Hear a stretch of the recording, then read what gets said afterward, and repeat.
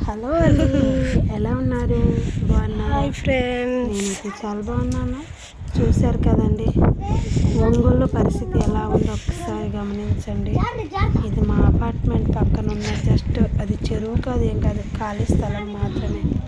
చూడండి ఎలా మునిగిపోయిందో. మొత్తం మినిమం నడుము వరకు నీళ్ళు వస్తున్నాయండి. పక్క సైడ్ చూసారు, ఆ రోడ్డు కూడా సేమ్ ఇటు సైడ్ అటు సైడ్ నీళ్ళు ఉండేసరికి ఫుల్గా అది కూడా సేమ్ ప్రాబ్లం. బైక్లు కార్లు ఏం వెళ్ళట్లేదు.